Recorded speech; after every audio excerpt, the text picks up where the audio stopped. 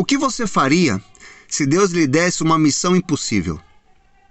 Chama a vinheta.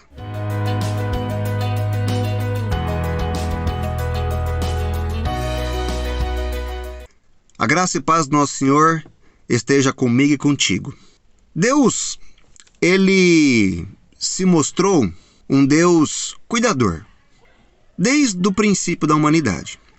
E não foi diferente quando Israel estava preso no Egito.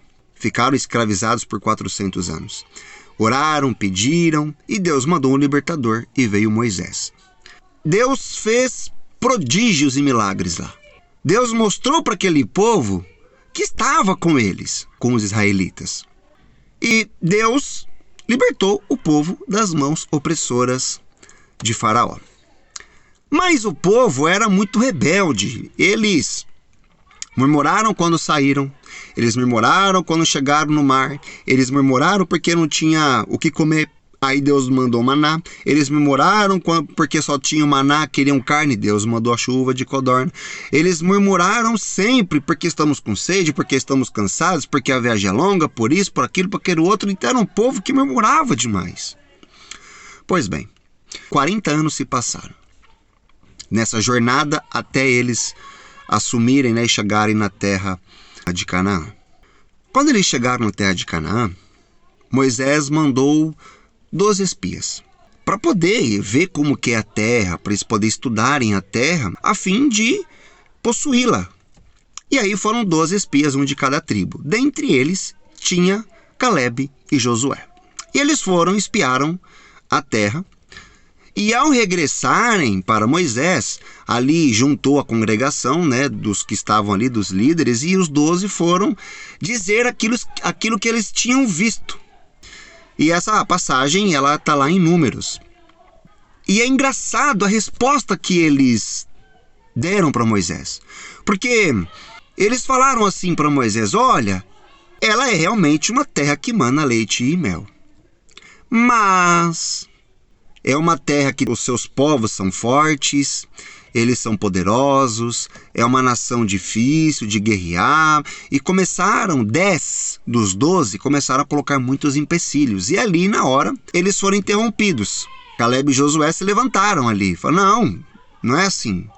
Calma aí, vamos lá, vamos guerrear, vamos possuir o que é nosso. E ali o povo se rebelou, Falou: poxa, como a gente veio até aqui agora, e é uma nação tão poderosa, tão forte, E eles disseram: nós não podemos contra eles, Eles são muito grandes, são fortes, eles são poderosos. Nós não vamos vencê-los. Então ali houve um rebuliço na ocasião. Porém, dos 12, apenas Calebe e Josué se colocaram a favor de ir à luta, de ir à batalha, de ir lá e possuir aquilo que Deus havia prometido a eles. E Deus, ele repreendeu o povo.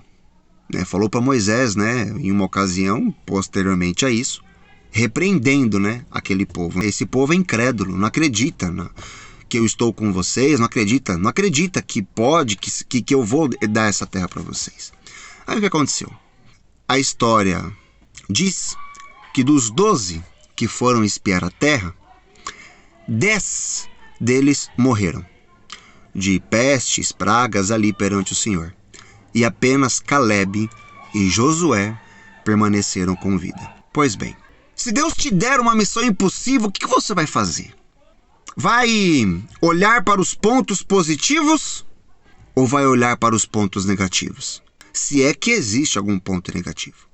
Mas é claro, quando nós recebemos uma missão de Deus, pode ser que tenham pontos que não venha a nos agradar. Eu vou dar um exemplo. Moisés, quando foi mandado por Deus, ele falou: não, eu não vou lá. Não vou com aquele povo, não vou tirar não, quem sou eu? E Moisés teve que abrir mão de certas coisas. Ele teve que abrir mão de uma vida tranquila que ele tinha agora com a sua esposa, com seus filhos. A Bíblia diz que a sua esposa e seus filhos estavam indo juntos, mas não eram circuncidados, E Deus feriu a Moisés. E Zípora ali pegou uma pedra e circuncidou os seus filhos, mas por conta da circuncisão, tiveram que voltar para a cidade natal deles, e Moisés prosseguiu sozinho a viagem. Ou seja, Moisés teve que abrir mão da companhia da sua família. Teve que abrir mão da sua zona de conforto para cumprir com aquilo que Deus estava lhe entregando, uma missão difícil, mas que era necessário. E ali com Caleb e Josué, quando eles foram observar a terra de Canaã, era, na visão dos 10, uma missão impossível. Como que nós éramos escravos, como que nós vamos vencer povos fortificados, povos preparados, armados, pessoas gigantes, assim, comparando com a estatura deles, né, que eram maiores e tudo mais. E aí, como que nós vamos fazer? É uma missão impossível. Não dá, é difícil. E muitas vezes nós agimos como esses 10. Porque Deus dá missões na nossa vida. E quando a gente recebe a missão, a primeira atitude, assim, a primeira reação nossa é não vou, é difícil, como que eu vou fazer isso? É muito para mim, eu não sou capaz, eu não vou conseguir fazer. Muitas vezes a primeira reação é essa, é negativa, não posso, não dá. Mas a gente esquece que ao nosso lado, junto conosco, está o Deus que fez os céus e a terra. Que é uma missão mais impossível do que essa, que é você criar um universo, que é você criar todas as coisas, que é você criar os planetas, que é você criar os seres humanos, os seres viventes, tudo que nós temos conhecimento, que a gente vê. E Deus fez. Com isso aqui, ó, as mãos dele. Ele fez. E é esse Deus que está conosco. É esse Deus que prepara o caminho, é esse Deus que nos dá as ferramentas, é esse Deus que indica o caminho, é esse Deus que mostra. Olha o que aconteceu com Noé. Era uma missão impossível fazer uma arca para salvar os animais, porque vai vir um dilúvio, e só Noé e a família dele acreditou nisso daí. E Noé fez com a sua família. Eles construíram uma arca. E de fato veio um dilúvio. E ali salvou apenas Noé e sua família. E os animais, claro. Esse era o intuito da arca. Foi uma missão difícil, as pessoas criticaram, sim, as pessoas se colocaram contra, sim, as pessoas falaram, você é louco, você é doido, dilúvio, e não dá tudo, fazer uma arca, você tá bem, sabe? As pessoas não compreendem essas coisas, até que Deus se mostra para o recebedor daquela missão. Aos nossos olhos, é uma causa impossível. Aos olhos de Deus, jamais. Jamais é impossível.